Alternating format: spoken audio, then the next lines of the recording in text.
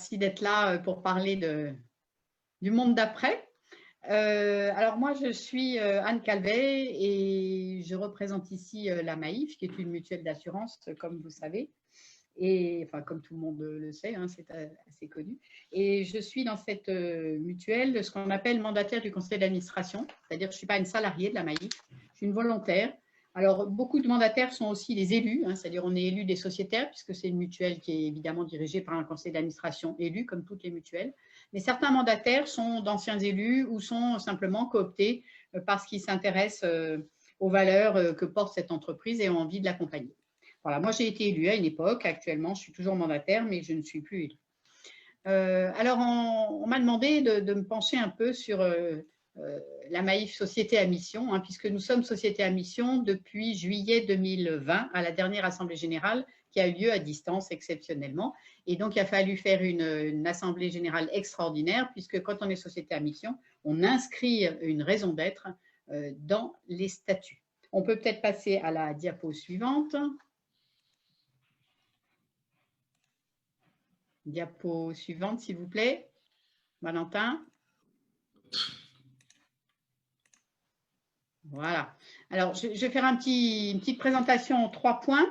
2 mots sur qu'est-ce que c'est que la société à mission. Et puis après, essayer de vous montrer un peu quels sont les engagements Maïf dans cette volonté hein, de s'engager dans un monde moins précaire, plus solidaire et plus durable. Avec une deuxième partie où je parlerai des engagements sociaux et solidaires et une troisième sur les engagements plus développement durable.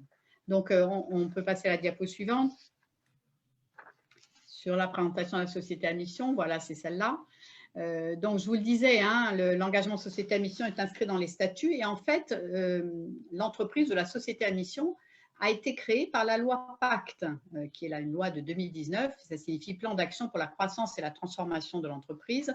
L'intérêt de cette loi, c'est qu'elle permet à des entreprises de toute nature et de tout statut de s'engager pour autre chose que la recherche du profit ou seulement la création d'emplois, mais aussi comme acteur, on va dire, de la société, en s'engageant avec des enjeux sociétaux environnementaux marqués. L'idée, c'est celle de valeurs partagées ou d'un mieux commun ou d'un bien commun collectif, hein, et l'idée que l'entreprise peut aussi contribuer à une nouvelle société. Donc, la Maïf, qui a toujours été un modèle mutualiste depuis 1934 et qui a toujours été engagée dans la société sur ces enjeux-là, a vu là l'opportunité aussi de s'engager plus fortement. Donc, on suit 4 règles. La première, c'est se doter d'une raison d'être. La deuxième, d'avoir des objectifs. On en a 5 que je vais décliner tout à l'heure. Le troisième, c'est d'avoir un comité de mission, interne et externe. Et le quatrième, c'est de faire un audit tous les 2 ans. Alors, le comité de suivi, ou comité de mission, vient d'être créé le 4 novembre, en fait, et il comprend 10 personnes. Il est présidé par Nicole Notat, qui est une ancienne dirigeante de la CFDT et qui est par ailleurs rédactrice d'un rapport qui s'appelle « L'entreprise objet d'intérêt collectif » et qui a beaucoup travaillé sur ce sujet-là du renouvellement de l'entreprise vers le mieux commun. 4 membres qui sont extérieurs. Alors, dans ces 4 membres, pour vous donner une idée, il y a un professeur de Sciences Po, un professeur des mines ParisTech, qui est spécialiste d'économie, et puis une dirigeante d'association sur l'égalité hommes-femmes et le président de la Fondation Nicolas Hulot. Hein, voilà. Et dans les membres internes, on a des salariés et des administrateurs pour avoir le versant, on va dire salarié, le versant politique de la Maïf. On peut passer à la suivante. Merci. Et donc, voilà ce que je vous parlais tout à l'heure de la raison d'être. La voilà, hein, convaincu que seule une attention sincère, premier mot-clé, attention sincère, portée à l'autre et au monde permet de garantir un réel mieux commun. Deuxième mot-clé, mieux commun. Nous la plaçons au cœur de chacun de nos engagements et de chacune de nos actions. Ça, c'est désormais dans les statuts Maïf. Et les engagements donc, du plan stratégique 2018-2022 sont les suivants. Vis-à-vis des sociétaires, placer leur intérêt au cœur de nos activités. Ça a l'air évident, mais ça n'est pas forcément. Certaines assurances peuvent mettre, par exemple, l'intérêt de l'actionnariat avant l'intérêt des sociétaires ou à même hauteur. Hein. Le deuxième axe, c'est favoriser l'épanouissement des acteurs. L'idée, c'est de penser qu'il faut qu'il y ait symétrie des attentions pour qu'il y ait un réel engagement et une réelle motivation des salariés, c'est-à-dire qu'on soit aussi attentif aux sociétaires qu'aux salariés. La troisième idée, c'est contribuer à une société plus solidaire, donc c'est toutes les activités et les engagements sociétaux vers la solidarité. Le quatrième, c'est celui de la transition écologique dans toutes ses dimensions. Et le dernier, c'est participer au développement de ce type de modèle d'entreprise. Et pour ça, entre autres, notre dirigeant, le directeur général Pascal Demurger, est engagé dans une sorte de club d'entreprise à l'échelle européenne qui essaye de changer les modèles d'entreprise. On passe à la diapo suivante. Et là, je vais décliner un petit peu. Donc, d'abord, le côté social et solidaire, nos engagements en interne et en externe. Donc, pour ce qui concerne les aspects sociaux et solidaires, en interne, évidemment, en interne, il y a les sociétaires et il y a les salariés. Donc, vers les sociétaires, il y a quelque chose d'assez frappant qu'on a fait récemment, c'est qu'on a redistribué des moyens, une partie des cotisations, parce qu'on avait moins d'accidents en 2020 à cause de la crise Covid. Donc, vous le savez, ça a été beaucoup relayé dans la presse. On a redistribué 100 millions d'euros, ce qui n'est pas rien, soit 30 euros par contrat, avec la volonté délibérée de ne pas donner plus à ceux qui donnaient le plus de primes réciproquement, mais plutôt de donner à tous un contrat 30 euros. Et en plus, l'idée, c'était d'encourager les sociétaires, mais ce n'était pas obligatoire, à donner ces 30 euros, soit Hôpitaux de Paris, soit l'Institut Pasteur, soit un troisième organisme de recherche dont j'oublie le nom. Mais donc, il y avait cette possibilité-là.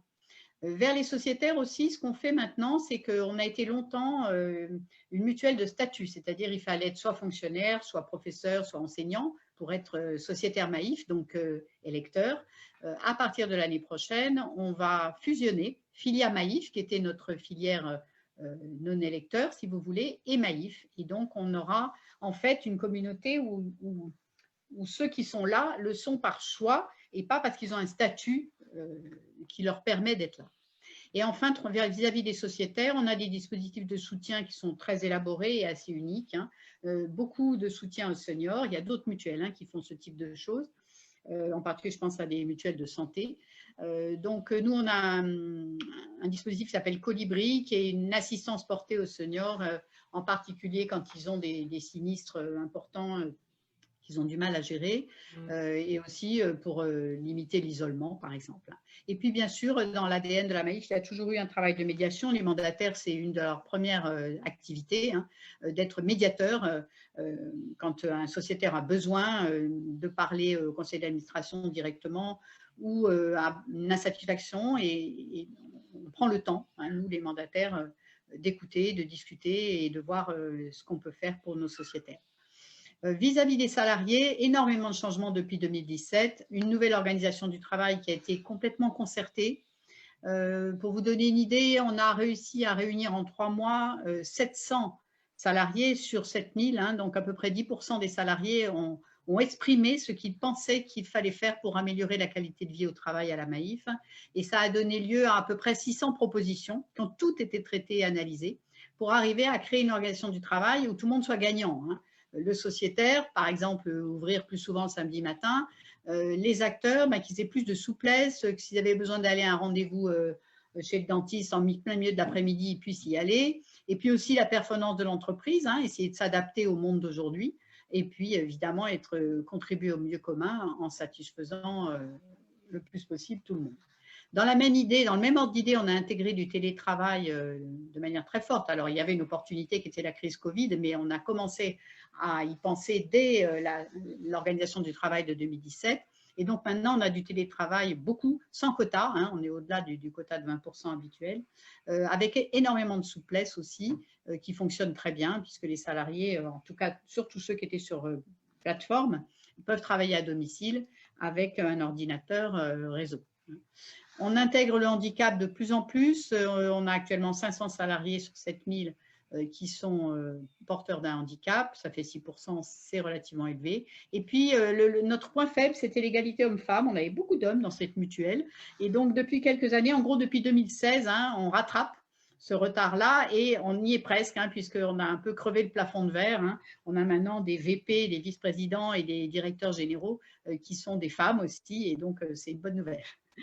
Alors après, vers l'extérieur, on passe à la diapo suivante. On essaye d'apporter une vraie attention à tout ce qui est solidarité et partage, sans que ça soit du saupoudrage, petite subvention par-ci, par-là. Ça va bien au-delà, en particulier pour ce qui concerne nos placements. On essaye au maximum de faire des placements à impact social. Alors, c'est vrai pour tous nos produits, de plus en plus, alors à des degrés divers que je ne vais pas détailler là. On a une assurance vie solidaire, une épargne solidaire. En fait, on travaille depuis 10 ans, d'une part avec Finansol, qui nous labellise d'ailleurs, et avec France Active, de manière très, très engagée, en particulier avec France Active. On a aussi maintenant un Maïf Investissement Social et Solidaire, grâce auquel on soutient avec des tickets élevés des startups ou des structures nouvelles. Alors nouvelles, mais en fait, on porte plutôt des entreprises qui existent déjà pour les aider à passer, on va dire, le cap de la capitalisation plus importante pour grandir. Et enfin, on a un Maïf Startup Club à Paris, qui est en fait un espace de coworking, mais qui va plus loin qu'un espace de coworking. C'est un lieu de rencontre entre les manières agiles de fonctionner des petites startups et le grand groupe Maïf, puisqu'ils se soutiennent en fait l'un l'autre en définitive pour progresser vers cette nouvelle manière d'entreprendre. On lutte contre les précarités de diverses manières, surtout et de manière très nette aussi en luttant contre la fracture numérique et en militant pour un numérique éthique avec des plateformes, avec des formations. On finance aussi en partie Emmaüs Connect. Et puis, plusieurs actions de solidarité que je ne peux pas détailler là. Par exemple, la plateforme Chère Entraide, l'idée étant de mettre en relation des sociétaires et des personnes dans la difficulté dans leur proximité immédiate. Enfin, dernière partie sur cette attention portée à la solidarité, on soutient des partenaires. Alors là, c'est beaucoup plus souvent des partenariats locaux. On organise des actions mutualistes avec des témoins. Alors ça peut être des projections débats, des conférences, enfin, tout un tas d'activités. Et là, on appelle des partenaires et des témoins qui voudraient intervenir avec nous. Et puis, on soutient énormément d'associations dans essentiellement 3 axes sociétaux, un numérique éthique, un sport responsable, en particulier sur la question des déchets et du gaspillage, et le développement durable à travers des moyens qui arrivent par le Fonds Maïf pour l'éducation. Voilà. Enfin, 2 dernières diapos sur la partie, on va dire, plus strictement développement durable. On a une politique de RSE, bien sûr, mais qu'on a nettement renforcée par rapport à ce que peut être une politique de RSE de base. En interne, dans les locaux, on est en train, parce que là, on n'a pas fini, il y a encore du travail, mais en tout cas, on est en train de basculer vers un fonctionnement beaucoup plus, on va dire, propre, si on peut dire. Alors, en allant chercher dans les détails, ça veut dire supprimer les fontaines à eau avec des verres en plastique, ça veut dire ne plus utiliser le minimum de plastique, ça veut dire trier les déchets au maximum. Par exemple, le siège social de New York est une énorme machine, travaille en partenariat avec les ateliers du bocage qui sont installés en Loire-Atlantique, je crois, pour récupérer tous nos déchets. Et aussi, et on va plus loin, c'est-à-dire aussi dans nos réparations, on essaye de promouvoir le recyclage de pièces auto en particulier. C'est assez exceptionnel sur le marché, je crois qu'il n'y a que nous qui sommes à ce niveau-là. On est à 7% d'utilisation de pièces de seconde main, si on peut dire. Et là, il faut, évidemment, c'est à la main du sociétaire. Si le sociétaire ne veut pas, on ne va pas lui imposer, mais on va lui proposer en lui expliquant, donc il y a un travail de pédagogie aussi, pour expliquer que le recyclage de pièces auto, c'est du travail local et c'est moins de dégradation de l'environnement.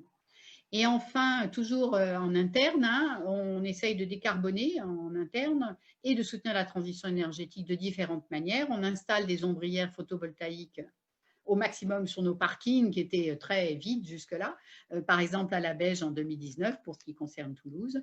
On soutient Enercop, on les a soutenus en particulier pour leur levée de fonds, une très forte levée de fonds en 2017 pour passer à une dimension importante. Et puis à travers un fonds Maïf Transition, c'est 40 millions d'euros actuellement et ça va augmenter, on favorise l'installation d'agriculteurs en agriculture biologique sur des baux longue durée, avec un parallèle avec l'installation de panneaux photovoltaïques sur les terres en question, avec un partenaire qui s'appelle Accio Énergie. Dernière diapo, j'essaye de tenir dans les 10 minutes imparties. En externe aussi, toujours, on essaye d'aller vers des partenariats importants dans le sens du développement durable. Le premier pas très fort et qui n'est pas si facile que ça, c'est d'arrêter les goodies. Alors, les goodies, c'est ce qu'on appelle les objets publicitaires qu'on utilise, vous le savez, beaucoup dans les salons. On met des stylos, vous connaissez tous ce genre de choses, des gadgets en fait, mais qui la plupart du temps viennent de l'autre bout de la planète et sont plus souvent en plastique qu'en bois local. pour faire une caricature. Et donc, on essaye, nous, on annonce maintenant qu'on va arrêter complètement les goodies. On est passé de 300 références à 8 et on essaie d'avoir des objets publicitaires locaux ou de proposer autre chose, locaux et durables, ou bien de proposer autre chose. Par exemple, on va proposer aux personnes qu'on voudrait... qu'on accueille dans des salons, par exemple d'aller à une conférence. On va leur donner des tickets d'entrée sur des conférences ou sur évidemment des conférences sur des sujets qui portent ces idées de l'entreprise à mission, par exemple. Ensuite, et pour finir, on soutient très fortement 4 grands partenaires. REFED, qui est le réseau des étudiants pour l'éducation et le développement durable, Surfrider, qui tout le monde connaît, Zero Waste, et le dernier, c'est la Fondation Nicolas Hulot. À travers, pour chacun, 2 projets, vous avez sur ce diaporama les liens directs vers ces grands partenaires. Et donc, on soutient 2 actions à peu près pour chacun d'entre eux, que je ne vais peut-être pas avoir le temps de détailler là. Je vais en prendre un exemple. Par exemple, chez Zero Waste, nous soutenons le défi Rien de neuf. L'idée étant d'utiliser uniquement du matériel, des vêtements d'occasion pendant une durée qu'on se fixe comme un défi. Voilà. Et enfin, dernier point, nous soutenons aussi fortement le réseau des Fab Labs et les fondations des Repair Cafés, sachant que certains ont des statuts qui leur permettent d'être assurés Maïf. On a beaucoup de Fab Labs assurés par la Maïf et aussi des Repair Cafés, puisque nous sommes un des premiers assureurs des associations en particulier. Voilà. Et donc là aussi, on soutient alors au niveau national ces réseaux-là et on essaye de monter localement dans les délégations des actions concertées avec on va dire les définitions locales de ces différentes structures. Voilà. Je ne sais pas si j'ai tenu dans les 10 minutes, parce que je n'ai pas regardé le timing. Mais très bien. Voilà. C'était très bien, très clair. Bon, très bien. Voilà. J'avais 2 questions, moi, comme ça, qui me venaient à l'esprit. Cette envie et ce nombre d'actions, ou toujours plus RSE, cette volonté d'être entreprise à mission, peut-être rappeler déjà ce que c'est, et ensuite, quelle impulsion, comment c'est venu, pourquoi? Est-ce que c'est les sociétaires, est-ce que c'est les dirigeants, est-ce que c'est les deux? C'est la première question. Et la deuxième, c'était, j'ai vu que vous soutenez beaucoup de projets, de plus en plus des filières locales, mais tout simplement, comment vous les sélectionnez, peut-être? Pardon, je n'ai pas entendu votre deuxième question, excusez-moi. J'ai vu que vous soutenez beaucoup de projets, notamment dans des filières de plus en plus locales. Peut-être tout simplement, comment vous les sélectionnez, ces projets que vous décidez de soutenir? Voilà, c'était les 2 questions qui me sont venues. Bien. Alors, on est société à mission depuis peu de temps, depuis l'été 2020. Alors, comment c'est venu? C'est une réflexion progressive. On est quand même depuis 1934, une date de création de la mutuelle, très engagée dans le domaine social, moins au départ dans le domaine environnemental. Et petit à petit, en fait, ce qui se passe, c'est qu'on a c'est une double réflexion. Celle des sociétaires, on a des sociétaires souvent aussi engagés, qui ne sont pas à la Maïf par hasard, qui sont des électeurs et qui expriment aussi ce qu'ils ressentent, comment ils vivent la société d'aujourd'hui, ce qu'ils pensent de la société de demain, et donc qui font remonter ce qu'ils souhaitent dans une entreprise comme la nôtre. Et puis inversement, la direction et le conseil d'administration voient bien le monde évoluer. Et donc en fait, comme c'est une entreprise qui doit vivre, c'est une entreprise, la Maïf, il faut qu'elle arrive à équilibrer ses comptes. Et donc, elle réfléchit à s'adapter aussi au monde de demain, qui sera un monde à la fois plus numérique, mais un monde qui pour nous, ne peut survivre que s'il est durable et social et solidaire. Et donc, on s'inscrit dans le long terme, comme on l'a toujours fait. La Maïf a toujours été un peu singulière et a toujours voulu s'inscrire dans la durée. Et donc, en fait, pour nous, c'est une manière de s'adapter au monde de demain. Voilà, tout simplement. Si possible avec un petit temps d'avance, mais c'est ça l'idée. Voilà.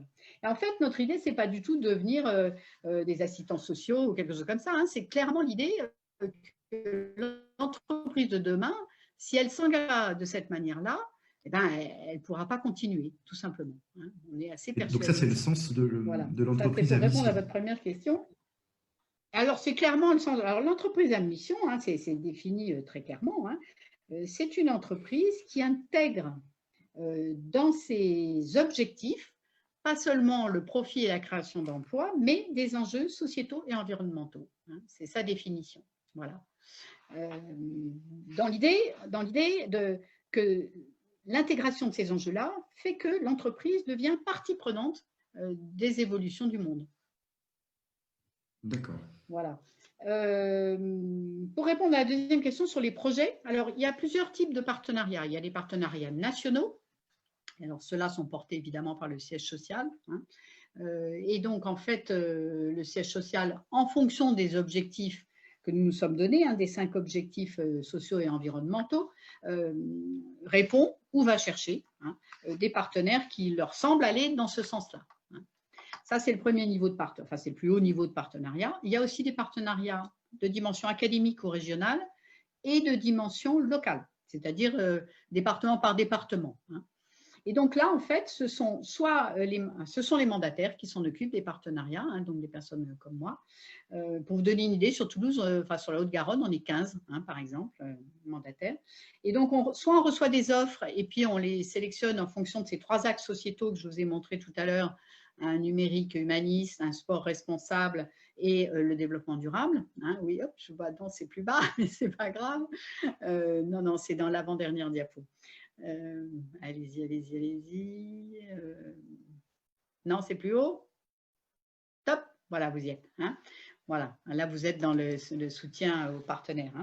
Voilà, soit c'est eux qui viennent vers nous, soit c'est nous qui essayons de rencontrer, alors soit les déclinaisons locales de nos grands partenaires, Softrider, ZeroWise, FNE, FNH, etc., soit d'autres qui nous semblent porter exactement les mêmes valeurs et les mêmes idées. Et on leur propose de participer à des événements. On fait de la co-construction en général, c'est-à-dire qu'on fait de moins en moins du partenariat où on met le logo Maïf et au revoir messieurs, dames, on n'a plus rien à se dire. On essaye de co-construire des événements. C'est typiquement ce qu'on fait là aujourd'hui avec le FRES. On va pas juste donner de l'argent pour qu'il y ait le logo sur le site du FRES, même s'il va y être en l'occurrence, mais on va essayer de participer à l'action et de s'engager avec le FRES. Voilà. D'accord, ok. Eh bien, merci beaucoup, c'est très clair. Et donc, vous dites 15 mandataires sur la Haute-Garonne en tout cas. 15 mandataires sur la Haute-Garonne, oui. D'accord, ok. Bon, écoutez, super, je vous remercie. Et puis, du coup, potentiellement, voilà, on pourra donner votre contact à ceux qui auraient envie de vous contacter. Merci beaucoup. Très bien.